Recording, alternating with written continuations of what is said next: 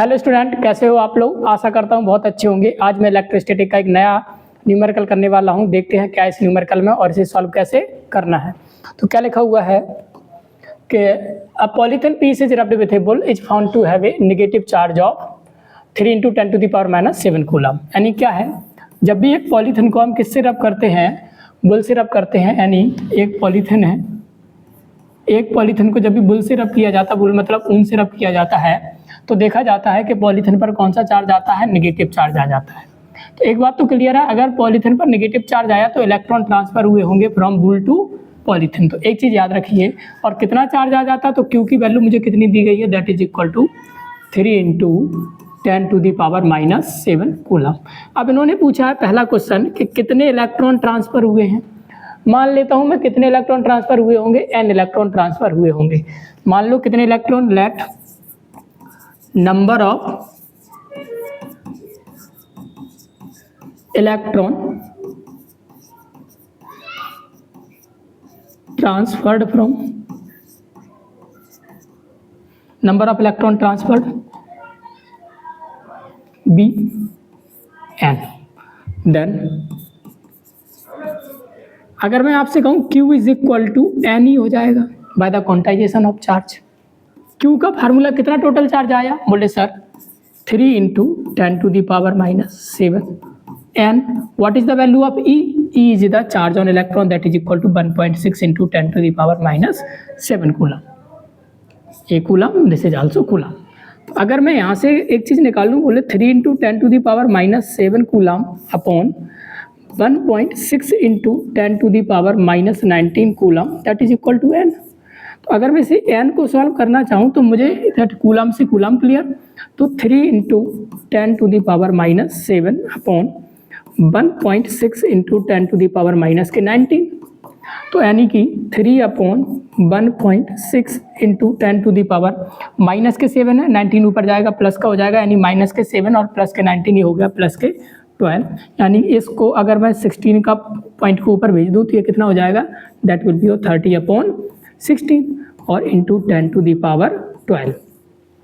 30/16 को भी क्या कर लो, इसको और कर दो, दैट इज इक्वल टू 15/8 हो जाएगा और इंटू 10⁻12। तो यहाँ से जो n की वैल्यू आएगी वो कितनी आ जाएगी, 18 1 जा 18, 1 पॉइंट कितना बचा 7, 18 8 जा 64 इंटू 10⁻12।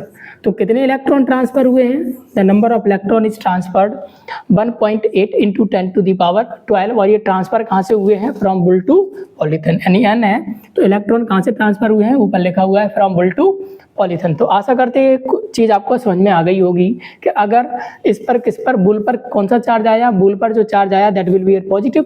पॉजिटिव चार्ज आने का मतलब हुआ है कि वहाँ पर इलेक्ट्रॉन की डिफिशियंसी हो गई।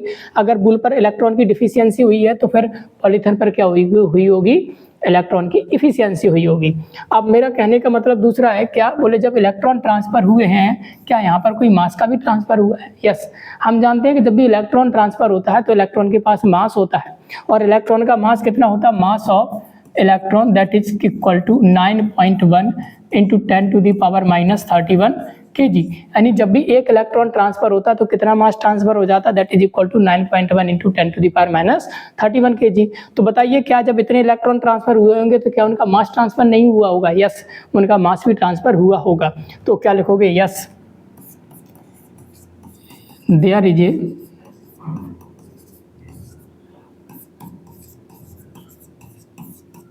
Transfer of mass from wool to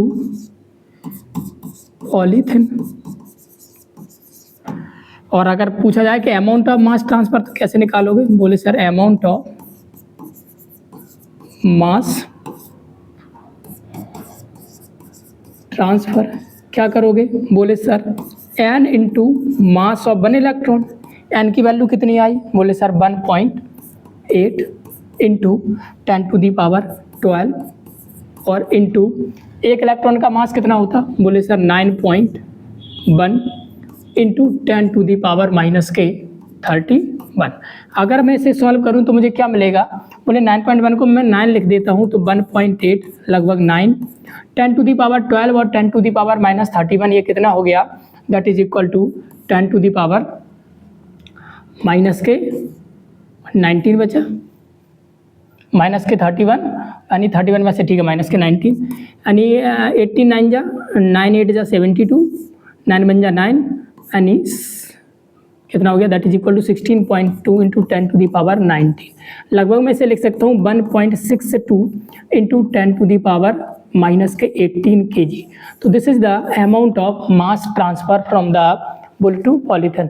यानी जब भी एक पॉलीथिन को बुल से रब किया जाता है तो बुल से जो इलेक्ट्रॉन है वो टूट के पॉलीथिन पर आ जाते हैं और पॉलीथिन पर पॉजिटिव चार्ज आ जाता है, जिसके कारण जो बुल से मास भी ट्रांसफर हो जाता है पॉलीथिन के ऊपर। आशा करते हैं ये वाला न्यूमेरिकल आपको बहुत अच्छे से समझ में आया होगा। यदि आपको कोई भी डाउट होता है तो आप उसे कमेंट सेक्शन में लिख के हमें बता सकते हैं।